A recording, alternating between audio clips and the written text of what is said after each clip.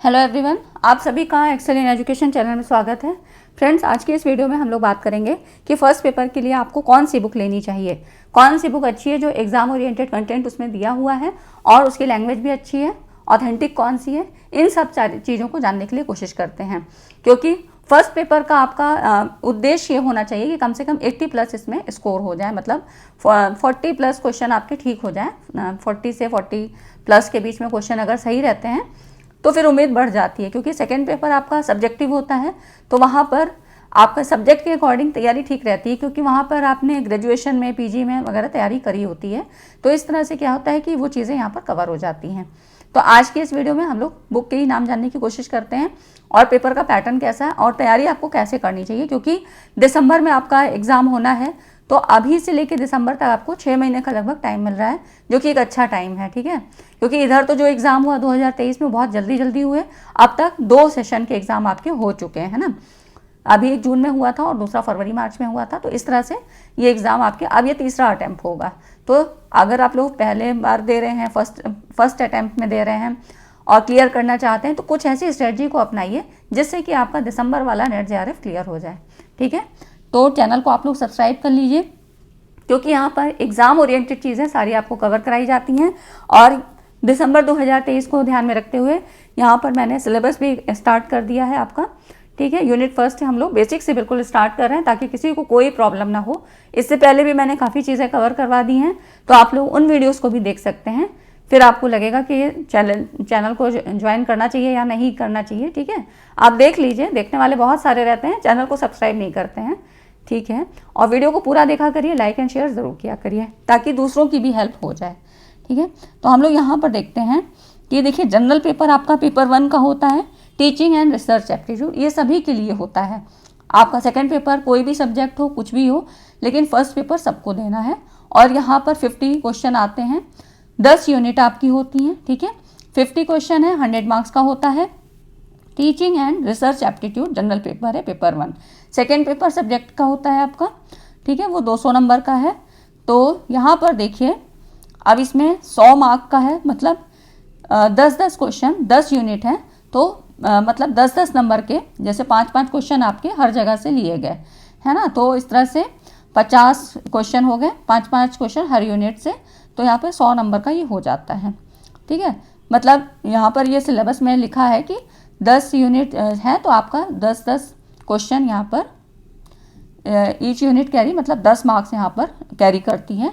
Negative marking नहीं है, ये आप सभी को पता है, लेकिन कई बार ऐसा होता है कि किसी एक यूनिट से 2-3 क्वेश्चन आ गए, किसी एक से 6-7 क्वेश्चन भी बन जाते हैं, ठीक है। तो ये तो इसका एक स्ट्रक्चर है जो कि नेट पेपर फर्स्ट के लिए है, आपका ऑनलाइन मोड है, ठीक है, आपको पता ही है ना। तो इस तरह से आप देखिए, अब इसके आप सिलेबस में क्या क्या चीज़ें हैं, जो 10 यूनिट है वो आपकी ये हैं, आप यहाँ पर देख सकते हैं। तो इसमें जो है टीचिंग है, रिसर्च है, रीडिंग कॉम्प्रिहेंशन है। तो कई बार क्या होता है, जो सेकंड पेपर आपका होता है ना, जैसे एजुकेशन, मेरा सेकंड पेपर एजुकेशन है, मैं एजुकेशन पढ़ाती हूँ। तो इसी तरह से एजुकेशन वगैरह में क्या होता है कि रिसर्च का भी कुछ पार्ट हम पीजी वगैरह में पढ़ के आते हैं, है ना। ऐसे ही बहुत सारे सब्जेक्ट आपके होंगे, जैसे आप लोग अपने सब्जेक्ट के बारे में खुद ही जानते होंगे, लेकिन जैसे कहते हैं कॉमर्स का है, सोशलॉजी वगैरह है, तो वहाँ पर कुछ रिसर्च का पार्ट होता है, स्टैट्स का पार्ट होता है, इवेल्युएशन वगैरह होता है। ये सारी चीज़ें थ्योरी में भी पढ़ते हैं और वहाँ पर आपको चीज़ें पता होती हैं कि क्या है। बाकी यहाँ पर अगर और डिटेल है तो यहाँ पर पढ़ सकते हैं। तो वो चीज़ें कुछ सब्जेक्ट में वहाँ कवर करवाई जाती हैं पीजी वगैरह में। तो अगर आपका भी सब्जेक्ट इसी तरह है तो आप वहाँ पर देख सकते हैं कि रिसर्च का कुछ पार्ट है, तो आप वहाँ से देख सकते हैं, ठीक है। टीचिंग वगैरह में भी कुछ चीज़ें ऐसी हैं, कुछ कॉन्सेप्ट ऐसे हैं जो कि अगर आपने बीएड एमएड किया है तो वहाँ पर भी कवर हो जाती हैं, ठीक है। जैसे लर्निंग थ्योरीज है, टीचिंग के कॉन्सेप्ट हैं, कैरेक्टरिस्टिक है, नेचर ऑफ टीचिंग है, ये सारी चीज़ें। तो इस तरह से आप उन बुक्स को भी देख सकते हैं। टॉपिक उठाइए और आपने जो बुक आपको ये लेनी है इसको ली और फिर हमने वहाँ से देख लिया। तो इस तरह से आप देख सकते हैं। तो ये आपकी 10 यूनिट होती हैं, जिसमें कि एक चीज़ ऐसा है कि यहाँ पर देखिए, जो आपकी आईसीटी की यूनिट है, पीपल डेवलपमेंट और एनवायरनमेंट की, हायर एजुकेशन की, यहाँ पर आपके करंट से रिलेटेड सवाल भी पूछे जाते हैं, ठीक है। तो यहाँ पर आपको जनरल अवेयरनेस यहाँ पर पता होनी चाहिए कि इन सारे पार्ट से आपके करंट के सवाल भी ये बन जाते हैं, ठीक है। तो करंट का पार्ट मैं भी यहाँ पे कवर कराती हूँ, एग्जाम ओरिएंटेड जो है, कोई भी फालतू की चीज़ें नहीं, क्योंकि सारा आपको करंट नहीं पढ़ना है, हम लोग को पीसेस की तैयारी नहीं करनी है, हमें एग्जाम ओरिएंटेड चीज़ें पढ़नी है, ठीक है।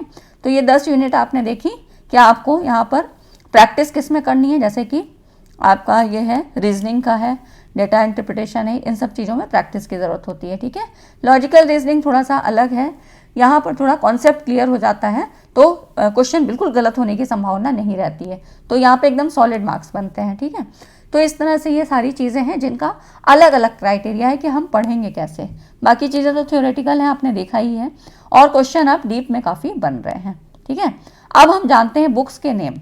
तो आप देखिए यहाँ पर मैंने 4 बुक्स के नाम लिखे हैं, जिसमें से आपको एक लेना है। जैसे ये जो ऊपर है ना, KVS मदान सर की है, ये पियर्सन पब्लिकेशन की है, और दृष्टि पब्लिकेशन की है, अरिहंत की है ना। तो यहाँ पर तीनों नहीं लेनी है आपको, बच्चे कई बार कंफ्यूज हो जाते हैं, तीनों बुक्स नहीं लेनी है, एक बुक लेनी है, ठीक है। तो अगर मैं ये कहूँ कि मैं अपने विचार से बताऊँ तो KVS मदान सर की बुक यहाँ पर अच्छी है, ठीक है, क्योंकि मैंने यहाँ पे अरिहंत की भी देखी है, KVS मदान सर की भी देखी है, तो कंपैरेटिवली मुझे मदान सर की बुक ज़्यादा अच्छी लगी, पियर्सन पब्लिकेशन की, और आपको हिंदी और इंग्लिश दोनों मीडियम में मिल जाती है, ठीक है। लगभग टॉपिक जो है सारे यूनिट के यहाँ पर कवर किए गए हैं, तो ऐसी कोई प्रॉब्लम नहीं है। बस ये होता है कि कोई जो है कॉन्सेप्ट थोड़ा सा कम उसमें समझाया है, कम डिटेल में, तो आप उसके लिए चीज़ों को आप नेट से देख सकते हैं, यूट्यूब पे देख सकते हैं, इस तरह से। और ये जो है ना, दूसरा जो एक इम्पॉर्टेंट बुक है यहाँ पर, ये यूथ पब्लिकेशन की है, यूथ कॉम्पिटिशन टाइम YCT। यहाँ पर आपको ये PYQs सॉल्व करने के लिए ठीक रहती है। तो यहाँ पर सॉल्व पेपर मिल जाता है, जो PYQs आपके प्रीवियस ईयर क्वेश्चन है विथ आंसर, यहाँ पर ये इसमें कवर करा दिए जाते हैं। तो अगर आप चाहें तो इसको भी ले सकते हैं। इसमें पूरा सेट वाइज जो आपका ऑनलाइन एग्जाम हुआ रहता है, इसके क्वेश्चन पेपर यहाँ पर आपको मिल जाते हैं, ठीक है। तो आप इनमें से कोई एक बुक, चाहे मदान सर की ले लें, चाहे दृष्टि की या अरिहंत की। बस ये होता है कि ये जो बुक्स है ना, इनमें प्रीवियस ईयर क्वेश्चन भी दिए रहते हैं, पीछे कुछ सेट दिए रहते हैं, लेकिन उनके आंसर कितने ऑथेंटिक होंगे, इन चीज़ों को थोड़ा विश्वास मत करिएगा, ठीक है। तो आप अपने हिसाब से इनको चेक करिए, या आप फिर जो है खुद से चेक करके देखिए। तो इस तरह से खाली आंसर के लिए आप जो है इस पर ज़्यादा भरोसा नहीं कर सकते, बाकी चीज़ें ठीक हैं, ऐसी कोई प्रॉब्लम नहीं है। और यहाँ पर इसको YCT जो है यूथ पब्लिकेशन की है, ये आप ले सकते हैं PYQs वगैरह के लिए, है ना। बाकी आती भी और भी हैं, लेकिन मैं अपने पॉइंट ऑफ व्यू से बता रही हूँ जो मैंने देखा है, और आपको ऑथेंटिक जानकारी यहाँ पर दी जाएगी, ठीक है। तो इनमें से कोई एक बुक ले लें, और ये जो है सॉल्व पेपर के लिए। और वरना यूट्यूब पे आपको बहुत सारा मटेरियल ऐसा मिल जाएगा जो फ्री ऑफ कॉस्ट है। मैंने खुद भी दे रखा है यहाँ पर पेपर फर्स्ट से पेपर सेकंड के लिए, और आगे भी मैंने कंटिन्यू कर दिया है, ताकि एग्ज़ाम आते आते मैं और बेहतर तरीके से, क्योंकि अब क्या है, एग्ज़ाम का पैटर्न बदल गया है, पहले की तरह क्वेश्चन नहीं आते हैं। पहले क्या था, बहुत डायरेक्ट क्वेश्चन पूछे जाते थे, अब इस तरह के नहीं हैं, है ना। तो अब आपको क्या करना है, बुक आपने ले ली, उसके बाद देखिए सिलेबस की हार्ड कॉपी रखिए, या जो भी आपके पास मीडियम हो, तो देखिए सिलेबस को पूरा देखिए, है ना, कि मुझे किस यूनिट में कौन कौन सा टॉपिक पढ़ना है। बुक लेने का हमें फ़ायदा यही होता है कि वैसे देखिए हमको ये नहीं पता होता है, उसमें तो टॉपिक आपको बहुत कम देखेंगे, लेकिन जब हम बुक खोलते हैं तो उसके अंदर भी बहुत सारे टॉपिक ऐसे मिलते हैं जो हिडन हैं, आपको दिखते नहीं हैं, और सवाल वहाँ से आते हैं। तो बुक से आप ऐसी चीज़ें पढ़ेंगे। फिर इसके अलावा और भी बुक आप रेफ़र कर सकते हैं, अगर आप PG वगैरह की कोई बुक है, या आपका सेकंड पेपर इससे संबंधित है, जिसमें कि जैसे कि रिसर्च वगैरह का मैंने बताया, तो आप वहाँ से भी देख सकते हैं कि अगर हमने टाइप ऑफ रिसर्च पढ़नी है, और अगर हमारा सेकंड पेपर उस तरह का है, तो हम वहाँ भी डिटेल में ज़्यादा चीज़ें पढ़ सकते हैं, है ना। तो इस तरह से ये हो गया। फिर आपको अगर कोई टॉपिक नहीं समझ में आता है, उसमें दिया तो है, सिलेबस में भी है, बुक में भी आपको मिल गया, लेकिन बुक में लग रहा है कि बस खाली ऊपर ऊपर की चीज़ें दी हुई हैं, तो फिर आप नेट वगैरह पे देख सकते हैं, यूट्यूब पे सर्च कर सकते हैं, ठीक है। तो आपको इतनी चीज़ें करनी हैं। इस तरह से आप 2 बार 3 बार कम से कम चीज़ों को रिवाइज कर लीजिए, है ना। एग्जाम में आने में भी समय लगेगा, काफ़ी टाइम है, तो आप क्या है कि चीज़ों को अच्छे से देख सकते हैं, एनालाइज कर सकते हैं। फिर PYQs लगाइए, जब आपको सिलेबस पता हो जाएगा, उसके अंदर के टॉपिक पता हो जाएंगे, तब आप PYQs करिए, तो आपको समझ में आएगा कि किस टॉपिक से ज़्यादा क्वेश्चन बनना है। क्योंकि अभी आप ऐसे PYQs करने लगेंगे तो ये समझ में नहीं आएगा, क्योंकि अब क्या है, इंटर रिलेट करके चीज़ें पूछी जा रही हैं, कि जैसे कि मतलब टीचिंग है तो उसके साथ रिसर्च की चीज़ें, या टीचिंग के साथ कम्युनिकेशन का जो है क्वेश्चन ऐसे बना दिया जाता है। तो आपको समझ में नहीं आएगा कि ये किस यूनिट से क्वेश्चन बन रहा है ना, क्योंकि देखिए अभी भी जो एग्ज़ाम हुआ तो वहाँ पर भी बच्चे बहुत कंफ्यूज थे कि ये किस यूनिट से क्वेश्चन है। तो इस तरह के सवाल अब पूछे जा रहे हैं ना। फिर आप एग्ज़ाम आते आते ये सारी चीज़ें आपकी जब कवर हो जाएंगी तब आप प्रैक्टिस सेट फिर जितना हो सके MCQs लगाइए, प्रैक्टिस सेट लगाइए और पढ़ने की हैबिट ज़्यादा डालिए, क्योंकि आपको स्क्रीन पे देखना होता है, चीज़ों को पढ़ना होता है। चीज़ें लेंदी बनाई जा रही हैं, जो भी क्वेश्चन का कॉन्सेप्ट है वो काफ़ी लैंग्वेज उसके टफ बना दी जाती है, जैसे लंबी, बहुत लंबी, मतलब उसको शॉर्ट में भी पूछा जा सकता है लेकिन पढ़ने के लिए बहुत ज़्यादा लंबा उसको कर दिया जाता है ना। तो ये चीज़ें आपकी प्रैक्टिस में रहेंगी, तो इसलिए बुक जो है लेना अच्छा रहता है। बुक के माध्यम से पढ़ें, ऑनलाइन करते हैं आप, अच्छी बात है, बहुत अच्छी बात है, लेकिन आप बुक रहने से ये होता है कि हमारी पढ़ने की हैबिट थोड़ा सा डेवलप होती है ना। तो इस तरह से आप पढ़ाई करिए और मेरे अकॉर्डिंग अगर इतना आप कर लेते हैं और सेकेंड पेपर भी साथ ही साथ पढ़ना है, मतलब फर्स्ट पेपर को अगर आपको 2 घंटे देना है तो सेकेंड पेपर को आपको जो है 3 घंटे कम से कम, ठीक है।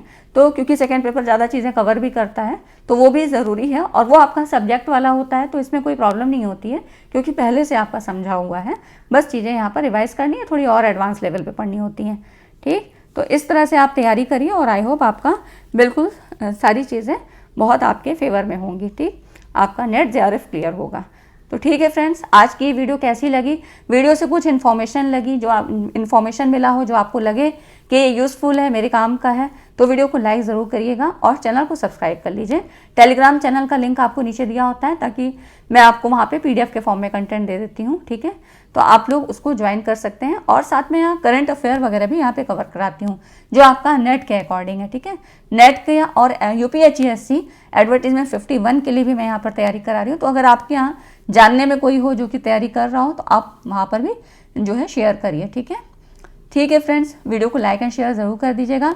मिलते हैं अगली वीडियो में ऐसे ही इंपॉर्टेंट टॉपिक के साथ, तब तक चैनल पे बने रहिए। Thanks for watching this video.